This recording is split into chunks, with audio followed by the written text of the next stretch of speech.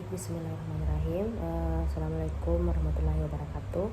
Perkenalkan, nama saya Ariska Yolanda dengan NIM 60200121085 dari Teknik Informatika 21 kelas C.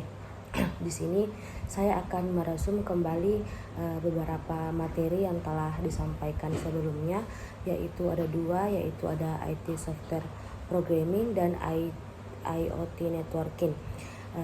Yang paling pertama itu adalah pengertian IoT Software Programming. IoT atau Internet of Things atau Software Programming adalah proses pengembangan perangkat lunak untuk mengendalikan, mengolah, dan memantau perangkat IoT. Ini mencakup penulisan kode untuk perangkat keras seperti microcontroller dan sensor, serta pengembangan aplikasi yang memproses data dan menyediakan antarmuka pengguna.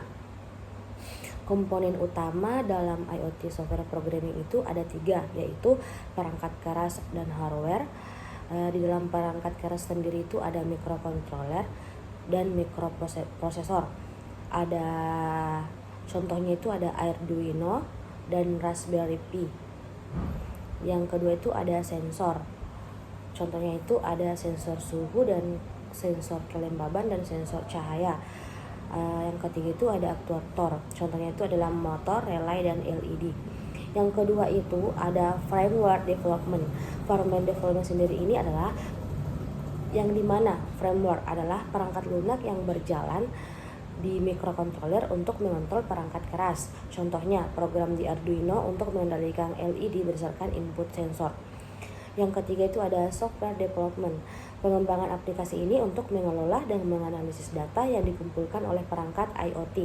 Contohnya itu aplikasi mobile atau web yang menampilkan data dari sensor IoT. Adapun bahasa pemrograman yang biasa digunakan untuk pemrograman IoT itu ada C++, ada Python atau MicroPython, ada JavaScript, dan adapun platform dan frameworknya yaitu ada Arduino IDE, ada Node RID, dan platform IT Cloud. Yang kedua, materi kedua itu ada IoT Networking.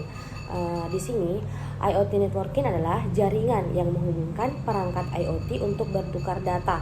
Ini mencakup berbagai protokol dan teknologi komunikasi yang memungkinkan perangkat untuk berkomunikasi satu sama lain dengan server yang lainnya. Adapun komponen-komponen dari penjelasan IoT Networking. Yang pertama itu ada protokol komunikasi. Yang paling pertama itu adalah Wi-Fi. Wi-Fi ini adalah sebuah protokol komunikasi nirkabel yang umum digunakan untuk koneksi internet. Adapun kelebihannya itu kecepatan tinggi dan adapun kekurangannya itu konsumsi dayanya yang sangat tinggi. Yang kedua itu adalah Bluetooth dan BLA, yaitu Bluetooth Low Energy, yang dimana digunakan untuk komunikasi jarak pendek dengan konsumsi daya rendah. Adapun kelebihannya itu ada efisiensi daya dan kekurangannya itu ada jarak komunikasi yang sangat terbatas. Dan yang ketiga itu adalah Zigbee. Zigbee ini adalah protokol komunikasi nirkabel untuk jaringan sensor dengan komunikasi daya rendah. Adapun kelebihannya itu konsumsi dayanya yang rendah, kekurangannya yaitu adalah kecepatan datanya yang sangat rendah. Yang keempat itu ada LoRaWAN, Long Range Wide Area Network. Yang pertama, protokol ini digunakan untuk komunikasi jarak jauh dengan konsumsi daya yang rendah. Yang pertama, kelebihannya itu jarak komunikasinya jauh. Maksudnya di sini itu untuk komunikasinya itu bisa dilakukan secara jarak jauh, dan kekurangannya yaitu kecepatan datanya yang terlalu rendah. Dan kelima itu ada MQTT, Message Queuing Telemetry Transport, yang dimana protokolnya itu messaging publish atau subscribe yang ringan. Kelebihannya yaitu efisiensi bandwidth dan ideal untuk koneksi yang tidak stabil. Adapun arsitektur jaringan IoT itu ada yang pertama ada edge computing, yang kedua ada fog computing, dan ketiga adalah cloud computing. Mungkin hanya itu yang saya bisa sampaikan. Ini resume saya pada materi kedua ini. Lebih dan kurangnya mohon dimaafkan. Assalamualaikum warahmatullahi wabarakatuh.